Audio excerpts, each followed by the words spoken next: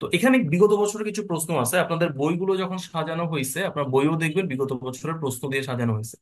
তো বিগত বছরের প্রশ্ন কেন দেওয়া হয়েছে তার কারণ আমি একটু ব্যাখ্যা করি। এটাকে আমরা বলি হলো কোয়েশ্চেন অ্যানালাইসিস।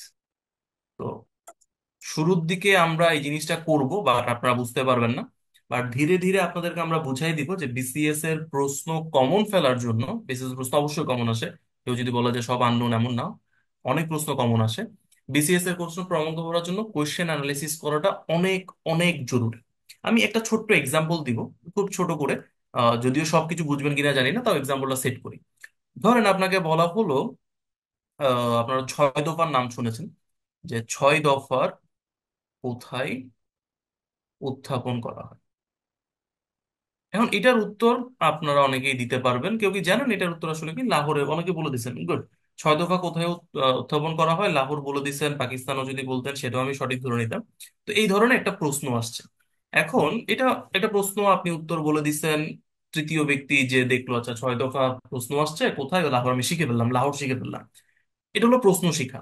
আর অ্যানালাইসিস করে শিখার অর্থটা কি? আপনি প্রথমে চিন্তা করবেন, আচ্ছা 6 দফা, মানে 6টা যদি দফা হয়, এই 6টা দফা কি কি, এটা আমার শেখা উচিত, কারণ 6 দফার উপর প্রশ্ন আসছে মানে টপিকটা ইম্পর্ট্যান্ট। তাহলে 6 দফাগুলো কি কি সেটা আমাকে জানতে হবে। তাহলে আপনি একটা প্রশ্ন শিখে ফেললেন। এখন যদি বলে কোথায় উত্থাপন করা হয়, তাহলে আপনি সেই উত্তরটা করছেন লাহোরে। তাহলে আপনাকে প্রশ্ন করতে পারে না কেন লাহোরে উত্থাপন করা হয়েছিল, বা শুধু কি লাহোরে, না অন্য কোথাও উত্থাপন করা হয়েছিল। এটা একটা প্রশ্ন হতে পারে, যে শুধুই লাহোরে করা হয়েছিল নাকি লাহোরের বাইরে অন্য কোথাও করা হয়েছিল, কিংবা শুধু লাহোরেই কেন করা হয়েছিল, এটা একটা। আচ্ছা, 6 দফা উত্থাপন করা হয়েছে, তাহলে একটা প্রশ্ন আসতে পারে, আচ্ছা 6 দফা তাহলে কে উত্থাপন করলো। এটার প্রশ্ন অনেকে বলতে পারে যে ভাই এটা তো সহজ, বঙ্গবন্ধু জাতির জন্য শেখ মুজিবুর রহমান। হ্যাঁ, সঠিক উত্তর বঙ্গবন্ধু বললে আপনার উত্তর সঠিক হয়ে গেল। কিন্তু বঙ্গবন্ধুই কি এটা তৈরি করছিলেন, নাকি তাকে এটা তৈরি করে দিছিলেন কয়েকজন ব্যক্তি মিলে, সেটা কিন্তু একটা প্রশ্ন হতে পারে। তাহলে এটা তৈরি কিভাবে হয়েছিল, বা এই তৈরি করার ইতিহাসটা কি, এই তৈরি করার ইতিহাসটা কি। বা বাংলাদেশের হিস্ট্রি যখন পড়বেন দেখবেন 6 দফাকে বারবার নিয়ে আসা হচ্ছে।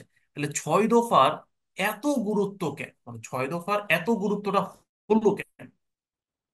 তাহলে আমি একটু এক্সাম্পল হিসেবে বলতেছি, যে একটা প্রশ্ন পড়া এবং প্রশ্নের উত্তর পড়া, দ্যাট ইজ গুড, এটা অবশ্যই আপনাকে করতে হবে।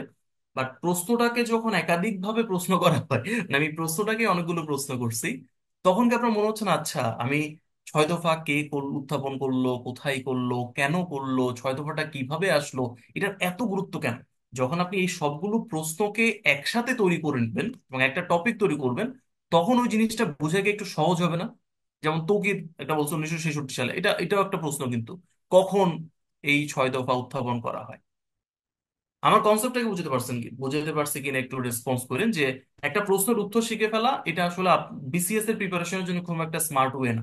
স্মার্ট ওয়ে হলো এই যে প্রশ্নটা করা হলো, তার মানে টপিকটাকে গুরুত্ব দেওয়া হয়েছে, এই টপিকের আর কি কি প্রশ্ন আসতে পারে সেগুলো যদি আপনি পড়ে ফেলেন, তাহলে ডেফিনেটলি প্রিলির প্রিপারেশন হয়ে গেছে, এটা তো নো ডাউট।